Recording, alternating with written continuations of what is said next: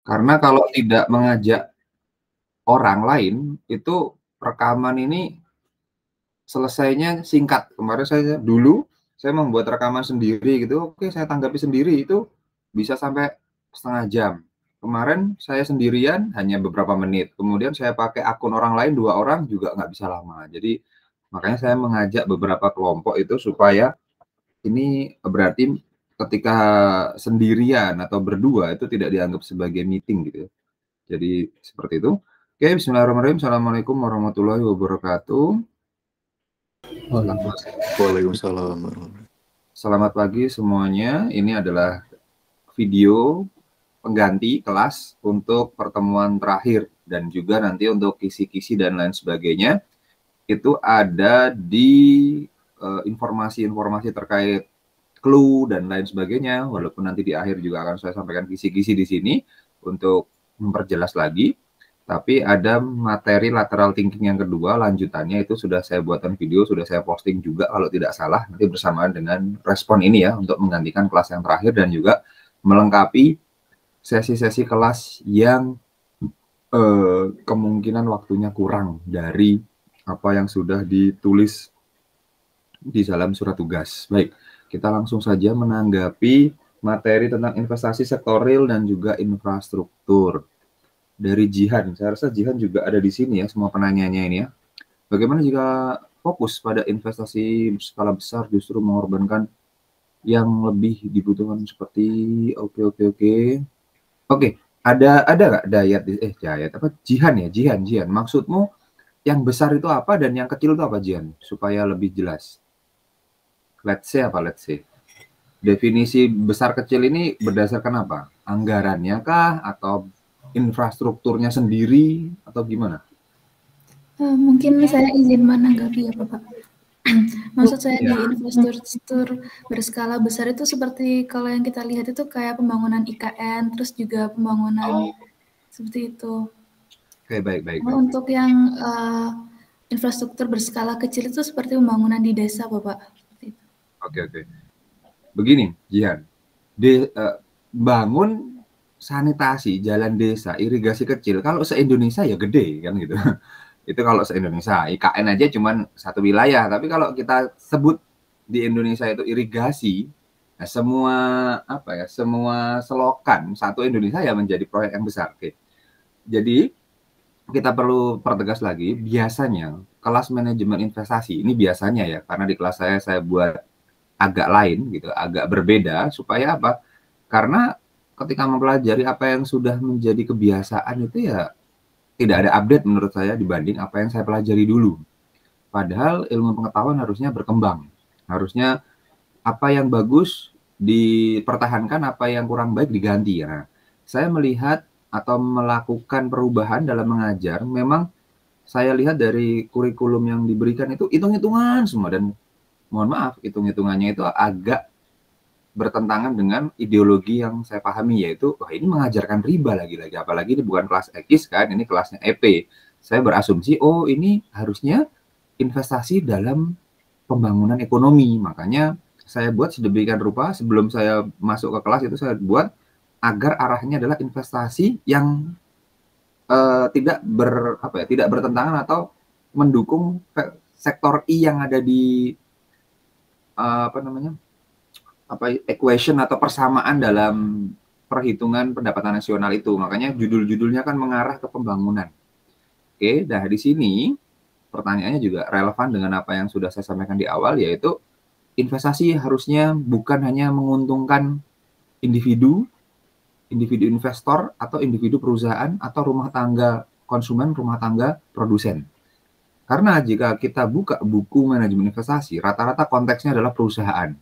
Karena dianggap perusahaan yang paling kompleks, sehingga ketika paham perusahaan maka struktur bisnis yang di bawahnya, pemerintahan, individu, UMKM itu akan lebih mudah untuk diterapkan ketika kita mempelajari yang corporate finance atau manajemen pada level korporasi. Nah, makanya di sini pertanyaannya jika besar kecil itu wilayah, tadi disebutkan Jihan kan IKN besar, ya secara lokasi. Jangan jalur tol besar, panjang kan gitu kan. kemudian MRT besar panjang gitu kan. Menurut pandangan saya pribadi, ketika proyek itu besar Jihan, maka bagi-bagi kue potongannya itu besar. Oke, semoga ini nanti kalau saya upload tidak membahayakan ya. Jadi kalau yang kecil itu mungkin ya skalanya adalah desa. Tapi kalau kita akumulasi, kita agregatkan semua desa se-Indonesia ya menjadi besar kayak gitu ya. Jadi dan asumsi yang kedua, ketika kita bicara pembangunan itu skalanya untuk ekonomi, maka ini kan kita kapitalis nih ceritanya ya, belum full ekonomi Islam atau belum full sesuai dengan ekonomi sosial. Jadi pandangan saya adalah membangun yang besar itu ada kepentingan politik di dalamnya, yaitu siapa? Pembayar pajak besar siapa sih? Jadi semisal ya, yang memiliki andil besar dalam menyumbang sumber dana untuk investasi. Yang ditanyakan ini investasi daerah kan ya? Siapa yang mendanai? Perusahaan. Kenapa nggak bangun jalan desa? Apa untungnya bagi desa? Karena pertanyaannya seperti itu. Apakah orang-orang desa itu bayar pajaknya besar sehingga dibangun jalan? Itu yang menjadi problem. Yang menjadi pemikiran saya. Kenapa sih yang dibangunkan jalur-jalur untuk kendaraan-kendaraan besar? Padahal yang menikmati tol itu adalah mereka-mereka yang mampu atau memiliki kendaraan atau mampu naik transportasi. Yang punya motor, yang jarang lewat tol, yang nggak punya biaya, yang mayoritas masyarakat Indonesia, bagaimana? Apakah dengan adanya jalan tol, ekspedisi, harga-harga menjadi semakin murah karena apa? Transportasinya makin lancar. Nah, pertanyaannya adalah ke situ. Ketika jalan tol dibangun, kita ingin mengevaluasi nih kebijakannya. Jalur-jalur tol. Itu yang diuntungkan siapa? Masyarakat kecil, mayoritas Indonesia, yang masih notabene di bawah garis kemiskinan, atau mereka yang kaya? Jika memang iya tujuannya adalah supaya distribusinya lancar dan makin murah, apakah benar masyarakat mendapatkan harga yang murah kan gitu? Oke, itu ya. Jadi itu yang perlu kita perhatikan. Nah, di situ bukan mengorbankan ya, kalau kita berpikir secara rasional kapitalis atau secara pemikiran ekonomi, yang mana yang punya dana, yang mana yang kelasnya tinggi, itu diutamakan. Biasanya seperti itu. Biasanya seperti itu. Dan itu apa yang terjadi di masyarakat gitu. Jadi kalau besar, maka dananya besar. Persentasenya besar. Kecil, proyek kecil, persentasenya kecil, bagi-baginya kecil. Jadi itu sudah menjadi rumus dalam kelas atau dalam kuliah investasi. The more benefit, the more people like it. Gitu. Artinya menyukainya. Proyek-proyek kecil itu cenderung kemanusiaan. Sehingga ya maklum lah ya, kita pahami itu jarang yang suka. Akhirnya orang-orang yang berjiwa sosial lah yang bergerak untuk proyek-proyek kecil itu, atau kalau di luar negeri ada namanya ini apa namanya ya Allah, corporate CSR, corporate social responsibility. Jadi apa tanggung jawabnya bagi sosial? Nah itu, jadi perusahaan-perusahaan besar dipaksa oleh aktivis-aktivis sosial untuk memberikan sejumlah keuntungannya kepada masyarakat yang kurang mampu atau dalam bentuk corporate social responsibility. Atau kalau dalam ekis barangkali yaitu bentuk balas jasa perusahaan kepada orang-orang yang terkena eksternalitas negatif. Oke, seperti itu ujian ya. Dan seperti yang kita tahu, maksudnya gimana? Dan seperti yang kita tahu, jika layanan publik di daerah maju lebih menarik, maksudnya lalu bagaimana? Sebentar. Yang kedua pertanyaan Jan gimana ya? Maksudnya lebih menarik minat investor gimana? Mungkin saya izin menjawab Pak. Sebenarnya ini juga lanjutannya seperti yang tadi Bapak sudah sudah sampaikan, kalau misalnya kayak yang pembangunan IKN, terus habis itu jalan tol itu lebih menarik minat investor. Sebenarnya ini cuma penjelasan dari pertanyaan sebelumnya aja Pak. Oke, baik, udah terjawab ya berarti ya. Jadi ketika kita bicara individu investor, mereka itu di dalam manajemen investasi secara umum dulu ya, mereka tidak peduli halal haram. Yang penting dari modal saya berapa persen modal saya balik, dan itu rata-rata berbasis kredit, berbasis bunga. Oke, dalam bunga kita bahas bunga sedikit saja, coba saya tampilkan ya, mumpung ingat. Ternyata larangan bunga itu bukan hanya di dalam Islam ya. Jadi saya ingin tunjukkan, sudah pernah atau belum di kelas-kelas sebelumnya, mungkin Aziza atau yang pernah kelas dengan saya membahas tentang bunga dari perspektif yang luas, sudah pernah belum? Sudah? Sudah atau belum? Coba kasih respon. Yang pernah kelas dengan saya. Halo? Jihan pernah kelas dengan saya? Pernah Bapak yang ekonomi makro ini Islam. Materi ini sudah pernah. Oke, materi ini belum pernah ya? Oke, di sini masih belum Bapak. Belum ya? Oke. Sedikit. Semua investor yang ada di mata kuliah manajemen investasi secara umum, mereka akan meminjamkan dana itu dalam dua bentuk. Yang pertama berdasarkan kredit, yaitu berapa persen pengembaliannya atau return-nya didasarkan persentase dari capital yang diberikan. Yang kedua, investasi itu dengan cara penyertaan modal, atau bahasa Inggrisnya atau bahasa kerennya adalah bagi hasil, bukan bagi hasil, bahasa Inggrisnya itu lebih kepada equity. Jadi ekuitas itu terjemahannya itu berdasarkan apa? Berdasarkan berapa persentase dari keuntungan yang bisa dibagikan ke saya, dan itu skemanya bukan pinjaman. Jadi ada dua jenis modal yang kita pelajari di dalam manajemen investasi, atau kalian yang bisa ketik namanya capital structure. Apakah perusahaan itu akan memilih menggalang dana dari debt or equity? Debt itu berdasarkan utang pasti dengan bunga atau usury atau sejenisnya. Persentase dari kapital, yang satunya bukan persentase dari kapital. Ketika kita bicara pasar saham atau pasar modal, maka di dalamnya ada capital gain dan juga dividen. Nah, dividen kalau dalam ekis, bagi yang ekis, dividen itu seperti bagi hasilnya berapa. Adapun capital gain itu adalah jumlah modal yang disetorkan berkembang jadi berapa. Misalkan saya menyumbang 10 juta, kemudian besaran usaha awalnya 100 juta. Berarti saya 10% ada di 100 juta. Oke, kemudian ketika berkembang nilai usahanya menjadi 200 juta, maka bagian saya bertumbuh menjadi 20 juta dari 10% dari 200 juta. Itu namanya capital gain kalau dalam pasar modal. Kalau dalam bisnis umum, berarti dulu saya berkontribusi 10%. Ketika perusahaannya makin besar atau market value-nya atau nilai UMKM-nya, nilai usahanya itu besar, maka masihkah 10% saya di situ? Maka bertumbuhlah asetnya, ya pokoknya bertumbuh. Berdasarkan apa? Berdasarkan nilai perusahaan. Adapun yang secara reguler diberikan, baik itu sebulan sekali, atau 1 tahun sekali, atau 1 tahun 2 kali, terkait mekanismenya secara detail, yang ekis ya, itu diberikan ya adalah dividen atau bagi hasilnya. Jadi ada dua. Tapi mayoritas di buku-buku manajemen investasi yang umum, mereka selalu menjelaskan return adalah persentase dari modal.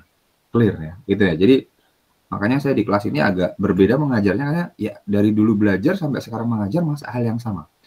Nah, di sini ada sebuah kritik, persentase dari modal itu apa sih? Namanya usury. What is it? Gitu kan? Ini sekilas apa itu, penolakannya bagaimana? Cepat saja. Nah, ini penjelasan tentang usury dari berbagai sumber. Dari berbagai sumber yang ada di internet ya, bukan yang ada di buku cetak. The activity of lending, interest, ya kan, loan of money, usury is the act of lending money. Jadi ada terjemahannya. Kemudian bagaimana Yunani kuno? Ternyata Yunani kuno sebelum Islam mengharamkan, sudah ada manusia yang melarangnya. Ini dia. Kita lanjut lagi. Ini sejarah ya. Kita bicara dari sejarah. Jadi pelarangan itu bukan hanya di dalam Islam, tapi sejarah manusia sudah memulainya. Tuh. Nah, Cato, Cicero itu sebelum Masehi.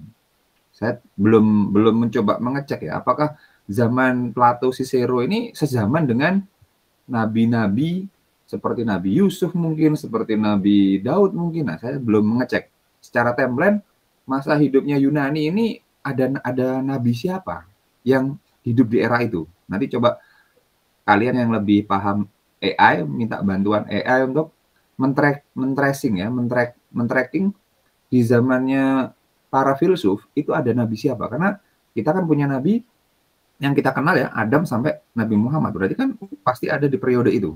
Oke, di Yahudi bagaimana? Di Yahudi juga ada larangan itu, tapi mereka memahaminya. Misalkan ini kita Yahudi, saya meminjamkan Zihan, saya meminjamkan Zia, saya meminjamkan Aziza, itu nggak boleh ada tambahan. Kita pinjamkan $10 ya, balik $10. Saya pinjamkan 100, baliknya 100.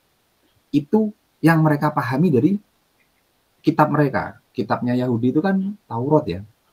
Taurat itu kan yang dibawa Nabi Musa. Kita juga harus mengimani itu. Makanya Yahudi antar mereka tidak mengenakan tambahan, tapi di luar mereka, menurut mereka itu boleh. Nah, ini problemnya. Dan apa yang saya ketahui di lembaga keuangan perbankan, antar orang bank, misalkan pegawai bank pinjam ke bank, itu bunganya hampir-hampir 0. Berarti kan mirip dengan apa yang Yahudi pahami. Antar mereka tidak boleh ada tambahan, tapi di luar mereka boleh. Oke. Ketika kita bicara 3 agama Ibrahim Abraham religion atau agama langit ya, yang kita kenal ada agama Nabi Ibrahim itu ada 3, yaitu keturunannya ada Yahudi, Zeus, Kristiani, Kristen, dan Islam. Itu yang kita ketahui. Di luar itu berarti bukan agama yang punya kitab yang turun dari langit. Nanti pelajari sendiri di mata kuliah perbandingan agama atau di Madhab Hadamah namanya. Oke, itu pernah saya ambil 1 semester. Kemudian kita ke sejarah. Nah, bagaimana Kristen menolak? Di Kristen juga ada. Bahkan banyak orang-orang yang menabung di bank syariah dari kalangan taat agama di Kristiani, baik Yahudi maupun Kristen Protestan, itu mereka ketika ditanya, kenapa Anda meletakkan di bank syariah? Jawabannya sama, kami juga ada larangannya. Kemudian kita lihat lagi, bagaimana Islam. Nah, disinilah. Jadi larangan ini tidak hanya milik Islam. Oke, clear ya? Jadi makanya saya kurang setuju ketika investasi, loh kok dari zaman dahulu sampai sekarang fakta sejarah mengatakan seperti itu. Nah, gitu ya. Ini yang harus kita pahami. Di larangan hadis ada, bahkan pada level undang-undang, ini undang-undang juga ada, secara internasional juga sudah dilarang. Indonesia bagaimana? Majelis Ulama juga sudah melarang. Nah, berarti, ini contohnya, terakhir ya ini mungkin, apa sih bedanya kalau kita ke ekis, konteksnya adalah riba jahiliyah, riba modern. Misalkan pinjam-meminjam investasi. Dulu, jahiliyah, pinjam, jika tepat waktu, itu tetap 1 juta. Ini salah satu yang ada di buku perencanaan keuangan yang saya tulis ya. Saya membuat ilustrasi karena apa? Sepertinya pangsa pasar atau anak muda ini harus banyak diberikan gambar-gambar ilustrasi supaya karena mereka adalah zamannya zaman serba modern, serba infografis. Makanya nih, jika terlambat, baru jumlah yang dibayarkan bertambah. Aduh, bentar, mohon maaf. Terus kemudian jika riba modern bagaimana? Meskipun tepat waktu, jumlah yang dibayar, argonya sudah jalan. Inilah beda riba jahiliyah dengan riba modern. Berarti lebih kejam yang mana? Oke, saya rasa itu sedikit wawasan mengenai sebenarnya sistem pinjam-meminjam berdasarkan itu bukan hanya milik itu hanya di ekis, itu hanya ekis saja yang melarang. Oh tidak, ternyata sejarah manusia sudah mengatakan demikian. Jadi terjadi, ya maka lingkaran setan tidak akan pernah lepas. Dan juga ketika kita kembali, maka para investor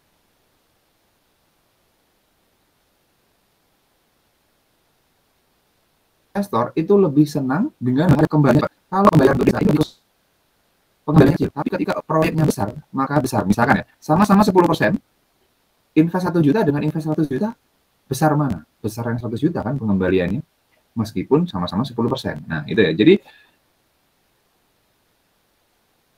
kecil itu kurang menarik, Jihan. Dan yang kecil-kecil ini cenderung tidak, karena apa? Siapa yang mau bayar? Kan gitu.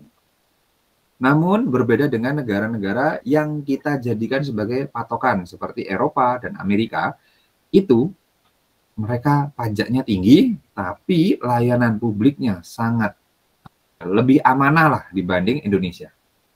Oke, karena apa? Mengenai budaya korupsi untuk proyek-proyek sosial itu mereka rendah.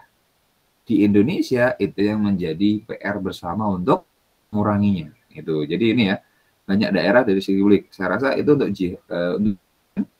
dan dalam konteks perusahaan juga sama. Orang lebih senang invest di usaha besar. Karena apa? Memang pengembaliannya resikonya lebih kecil.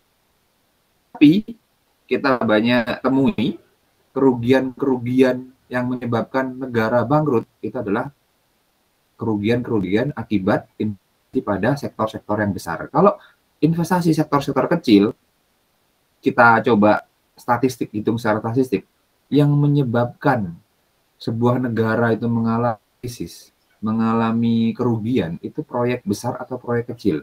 Secara jumlah lebih sering terjadi yang besar atau yang kecil, secara intensitas terjadinya. Itu juga bisa dipahami, bisa kalian pelajari lebih detailnya. Oke, kita lanjut ke Miranda. Ada penanya di sini, Naya?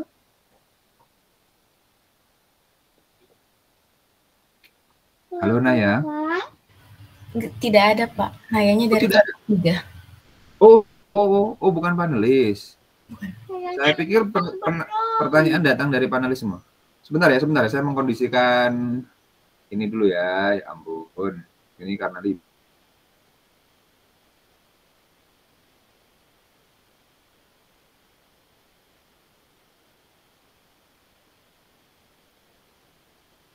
kita lanjut. Oh, bukan panelis tuh ini. Panelisnya cuma satu. Oke. Proyek perumahan penjualannya berdasarkan tulisannya oke. Namun tidak jarang pengembang mengharapkan oke. Apa yang sebentar. Ini konteksnya investor itu adalah pembeli gitu ya maksudnya ya. Kalau dipahami ya. Kelompok 8 ya. Maksud investor sini adalah pembeli rumah ya. Iya Pak, yang kami pahami pembeli rumah Pak. Pembeli rumah. Ya oke.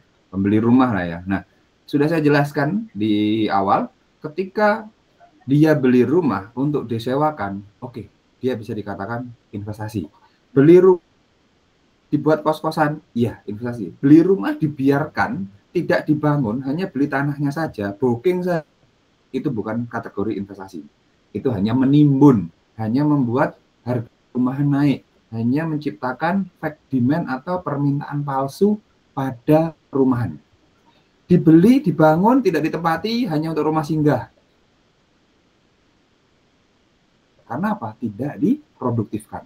Dan itu juga sama, membuat permintaan rumah seakan-akan tinggi, padahal tidak digunakan untuk tempat tinggal. Nah, ini bukan aktivitas investasi, itu lebih kepada menimbun. Oke. Kemudian, apakah lebih bijak untuk mempertahankan unit yang telah dibeli atau justru melepasnya? Nah, masalahnya melepas sektor perumahan itu seperti melepas emas, tidak seperti melepas deposito, tidak seperti menjual saham. Sulit. Pajak di sana, pajak penjual, pajak pembeli, dan itu yang rata-rata orang yang berkecimpung di sektor jual beli rumah itu kurang dipahami. Akhirnya, maaf nih, ada beberapa orang yang dia tidak punya cold money, dia memaksakan diri membeli sektor perumahan, melihat tetangganya, melihat orang lain, wah menguntungkan dia sudah 2 kali lipat, wah untungnya 100 juta, tergiur. Padahal belum paham apa konsekuensi jual beli rumah. Dan ini sangat tidak liquid. Artinya apa? Sulit loh jual beli perumahan. Memang ada beberapa orang yang sangat mudah menjual beli perumahan. Seperti tetangga saya ya.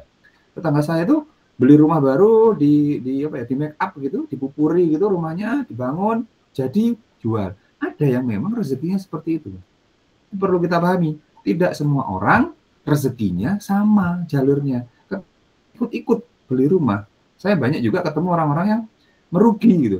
Saya pengen ikut bisnis sektor properti. Dia udah punya ilmunya nih, meskipun udah punya ilmunya, udah tahu caranya, udah tahu triknya, ternyata apa? Mengakui, iya ya, ternyata rezeki saya bukan di properti. Dan saya mengalami kerugian karena apa? Biaya perawatan rumah itu tidak murah. Itu. Dan dijual tidak laku-laku. Akhirnya terbengkalai, akhirnya dijual murah. Nah, itulah yang terjadi. Dan saya tahu, alhamdulillah, mendapati orang yang sedang butuh dan dijual murah, dapat berkahnya. Berkahnya apa ya? Berkahnya dari musibah orang yang jual beli nggak laku-laku, terus kemudian saya mendapatkan dengan harga yang relatif murah dibanding pasaran yang tinggi. Nah, karena apa? Saya memahami harga pasaran ini tidak asli nih. Karena apa? Anggaplah setengah dari pembelian rumah itu bisa saya katakan tidak ditempati. Kenapa? Saya sampling ketika mencari perumahan di Malang, unit ini sudah penuh gitu kan. Seakan-akan kita dicekoi untuk ayo Senin harga naik, Senin harga naik. Jadi kita akan keburu ketakutan tidak dapat jatah rumah. Setelah saya cross check, misalkan satu unit perumahan penuh, dia benar laku itu hanya di DP, belum dilunasi. Juga yang sudah dibangun di antara satu komplek, misalnya blok A ya, ada yang ditempati satu. Terus nanya, Pak, iya Mas, saya dulu beli itu berharap ini penuh banyak tetangga gitu. Ternyata saya sendirian. Terus kanan kiri gimana Bu? Ada yang nggak lanjut angsurannya, ada yang nggak kuat ngangsur, ada yang dilepas. Akhirnya dia sendirian kanan kiri dengan semak-semak. Berarti kesimpulannya permainan pasar terjadi di sektor properti.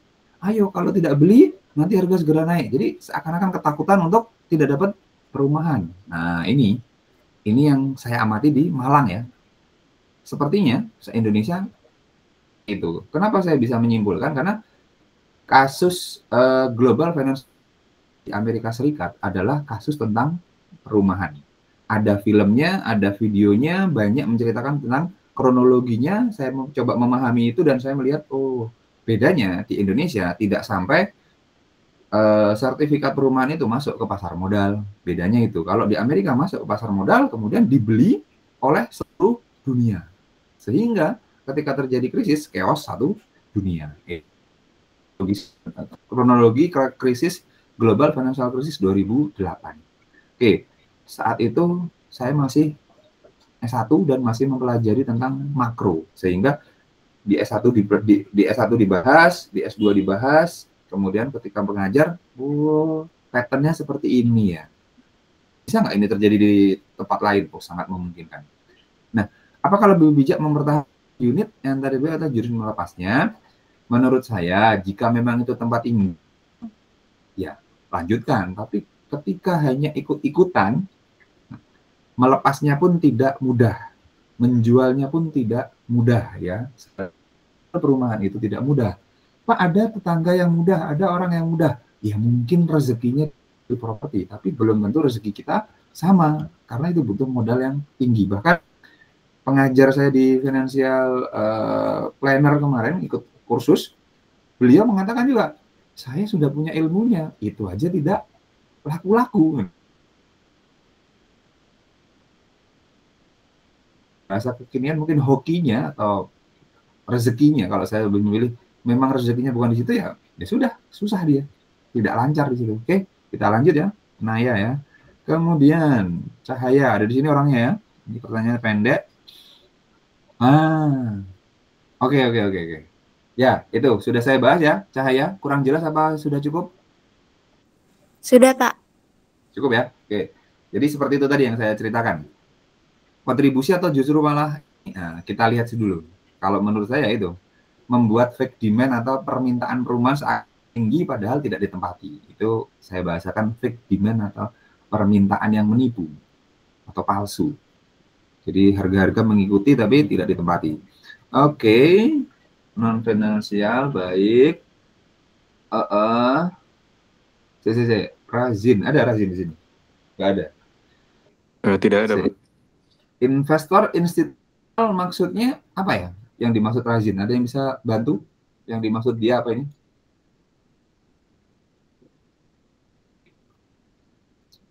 Oh, nggak ada.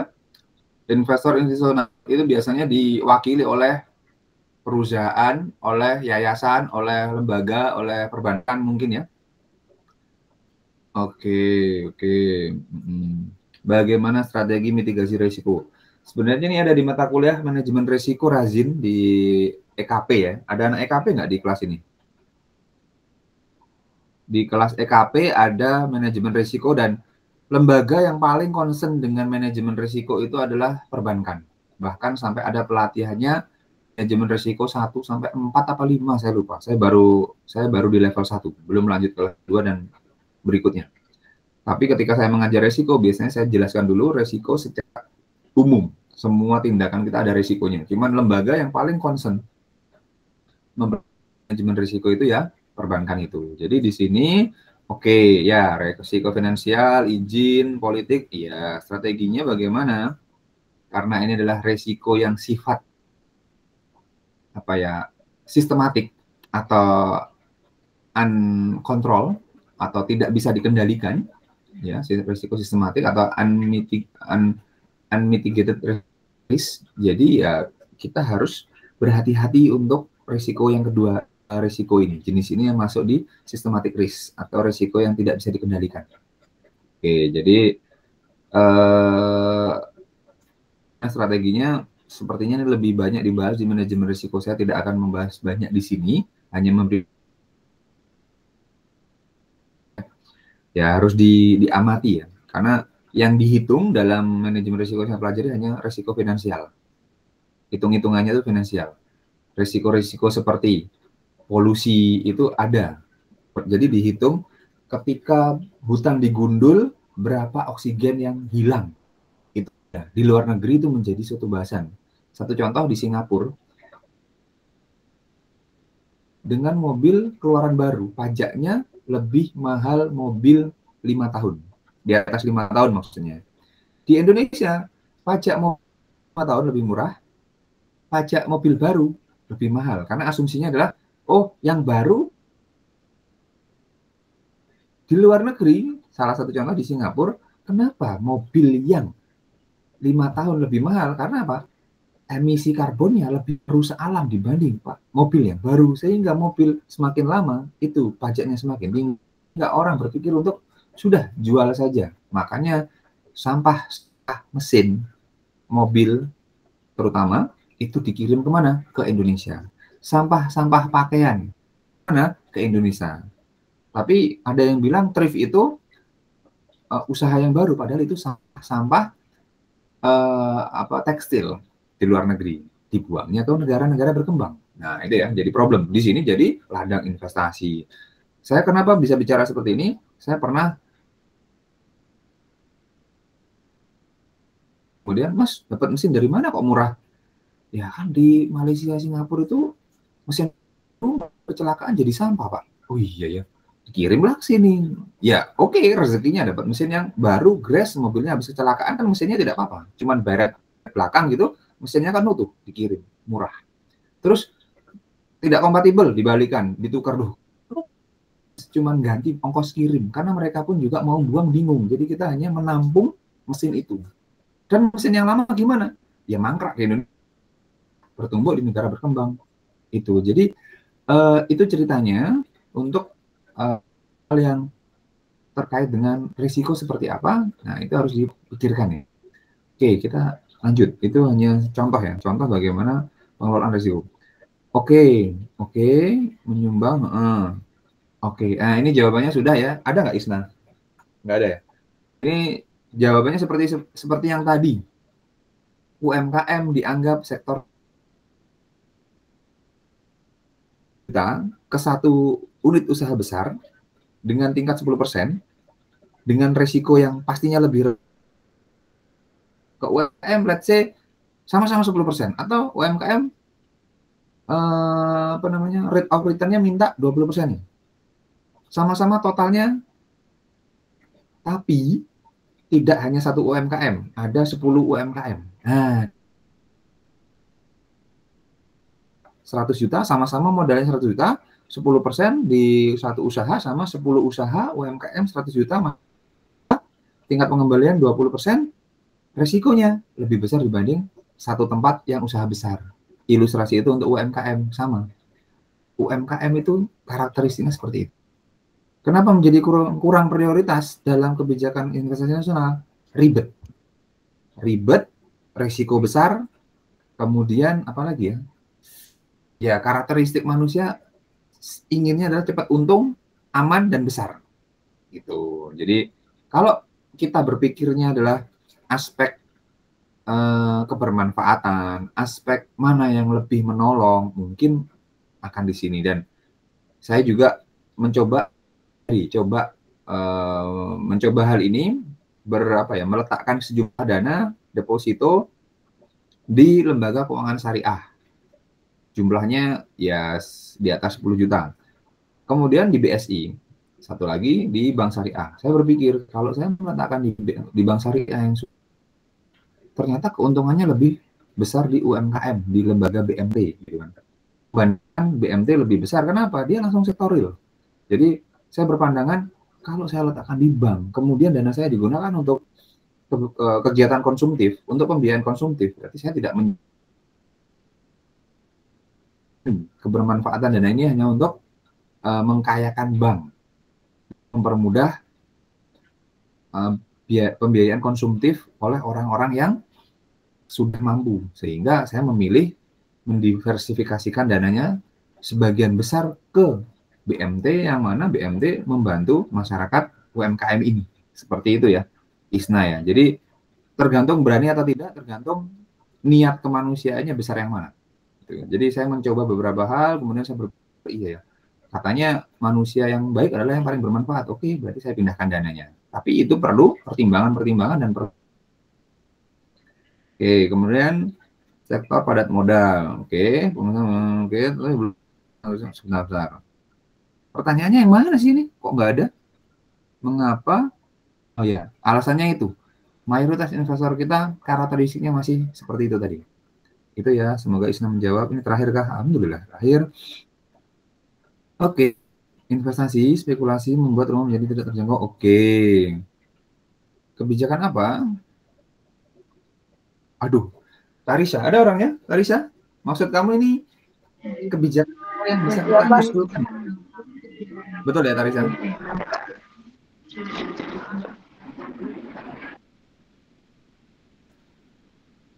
Atau kita sebagai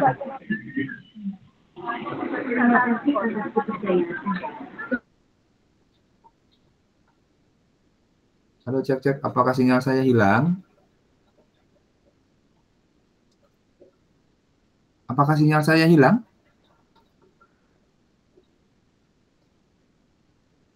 Halo, cek. Oh, enggak ada. Suara saya masuk atau hilang?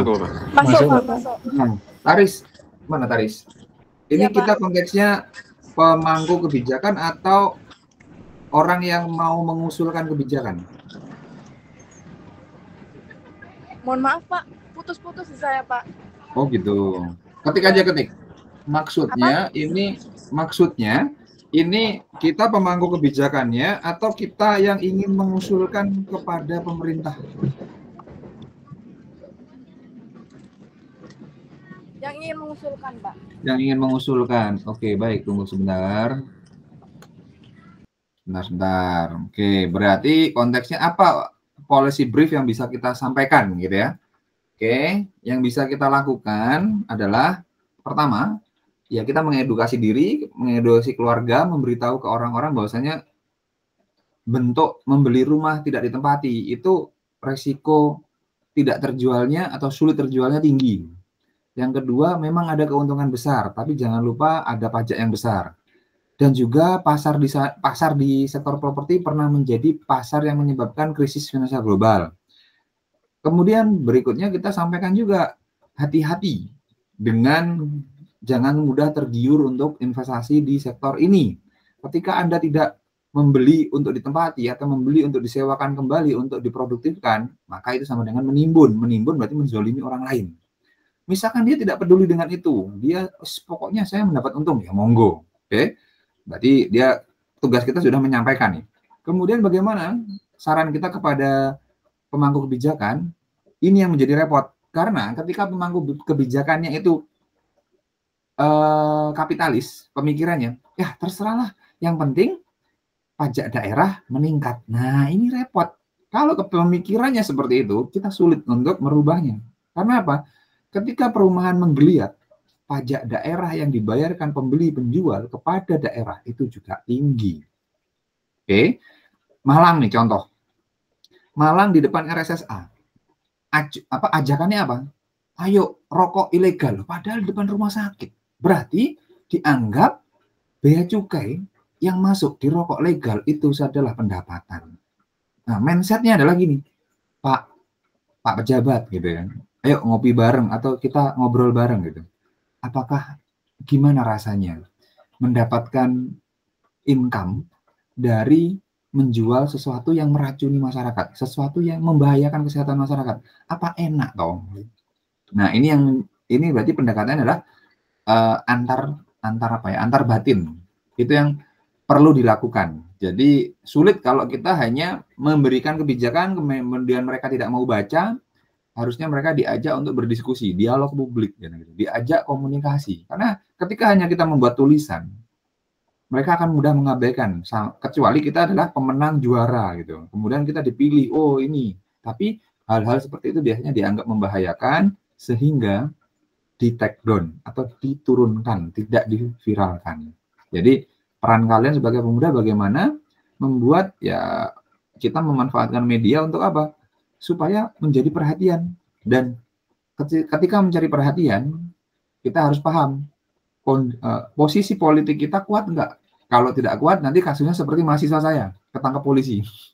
Demo gitu kan, dia nggak pelajar politik, berangkat ke Jakarta ikut demo lah, pas giliran didisiplinkan ketangkap. Ya udah, dosennya yang melepaskan atau mengajak pergi. Jadi perlu belajar politik ketika ingin menyampaikan kebijakan-kebijakan yang kontroversial. Oke, tapi saya memilih lebih pendekatan yang logis, berbicara dari hati ke hati. Apa enggak ini? Apa kehidupan Anda nyaman? Apa tenang ketika sumbernya itu seperti hal-hal yang seperti ini? Jadi pemerintah akan sulit untuk diberikan ini karena apa? Penjualan perumahan itu mau tidak mau masuk ke dalam kantong-kantong pundi rupiahnya pemerintah daerah. Dari apa? Pajak penjual dan pajak pembeli sektor properti. Yang kita bisa sampaikan mungkin ya, Pak, ini banyak yang sengsara, banyak yang cari rumah akhirnya kemahalan. Ya, itu kita perlu sampaikan. Jadi supaya tahu, oh ini loh, banyak yang kasihan, orang tidak mampu beli tempat tinggal karena dibeli orang-orang yang mampu sehingga harganya menjadi melambung, padahal dibeli pun tidak ditempati.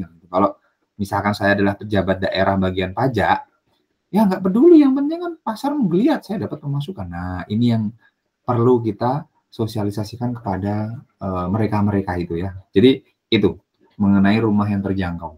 Oke, saya rasa kita selesai di kelompok 8, kita berpindah ke kelompok 9. Ada berapa pertanyaan di kelompok 9? Ada 6 pertanyaan, Pak. Wow, 6. Semoga pertanyaannya mirip-mirip. Ini lengkap orangnya? Jihan, Cahaya, Taris, Azizah. Lengkap. Oke. Semoga bisa selesai cepat. Waduh, sudah 1 jam ya. Slide nomor berapa? Ini. Oke, ini Q&A ini yang ini ya. Ya ampun, kok kecil-kecil sekali. Waduh. Oke.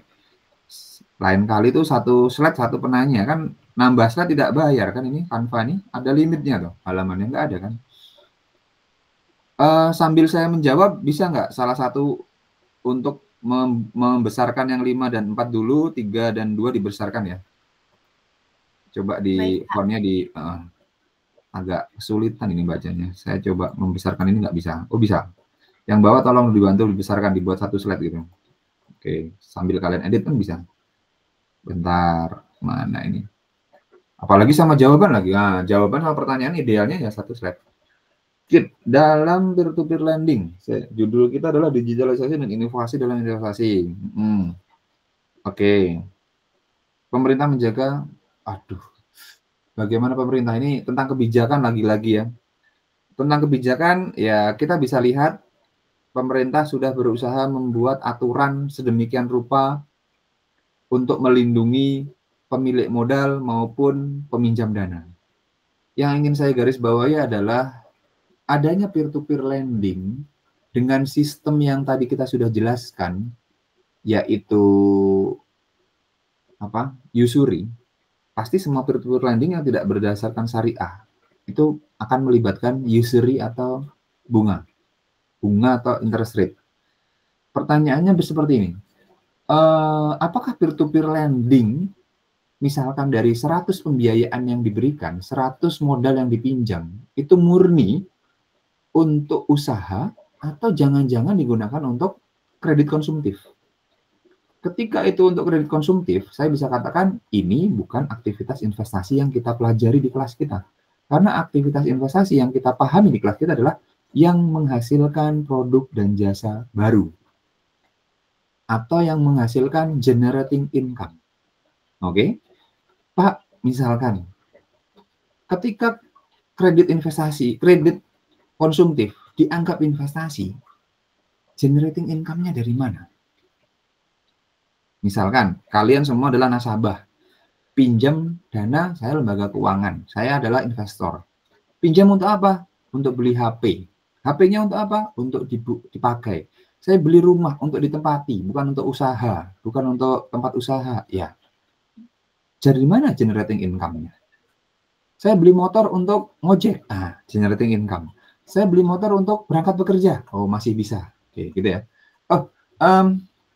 Seperti itu ya, mungkin untuk Kitmaya. Jadi pemerintah sepertinya sudah mempertimbangkan dalam berbagai macam undang-undang atau aturannya. Namun ketika diberikan atau peer-to-peer lending itu, saya belum tahu datanya ya.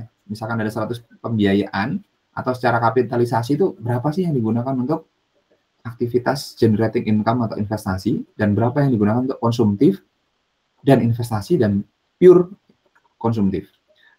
Sebentar ya, tiba-tiba ini saya agak sakit perut. Kita break dulu. Nanti saya kabarin ke Aziza, bisa stay di sini atau bisa leave dulu. Nanti saya kabarkan break sebentar. Ini saya stop dulu rekamannya. Kita nanti lanjut lagi. Yang ada keperluan nanti tinggal disampaikan. Yang masih bisa join ya silahkan join. Itu ya Aziza, kita break sementara.